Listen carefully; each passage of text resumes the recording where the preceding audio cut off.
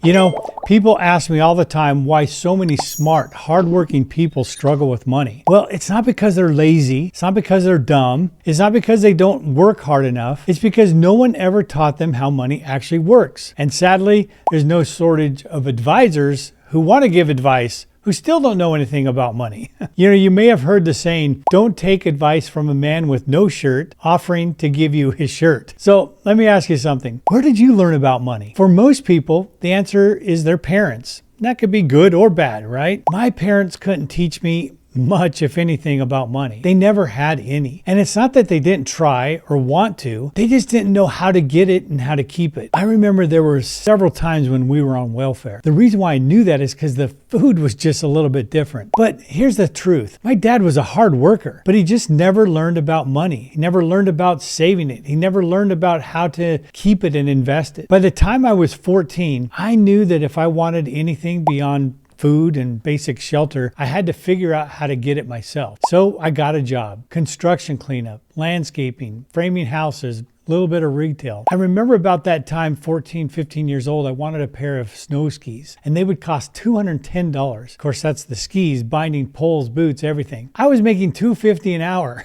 Well, you can imagine it took months, a whole summer just to get enough to buy those skis. When I finally had the money, oh, did it hurt to spend it. But that lesson stuck with me. Then somewhere around when I was 18 years old, I was introduced to a time value of money calculator. First time I'd ever seen anything like that. That little calculator introduced me to compounding. What would happen if I saved $25 a month and for how long? And what would happen if I saved $30 a month for 10, 20, 30 years? Until I saw what time could do, I really didn't understand compounding. So I kind of stayed up all night long running the numbers. Then that's when I realized something very powerful. Compounding is real. But then I learned something else very true. Knowing about compounding and then practicing it are two different things. Life gets in the way. If I could go back and do it again, I'd pay myself first every single time I got a paycheck. Once I became a financial advisor, I forced myself to live what I was preaching. I started saving $25 a month, then $50,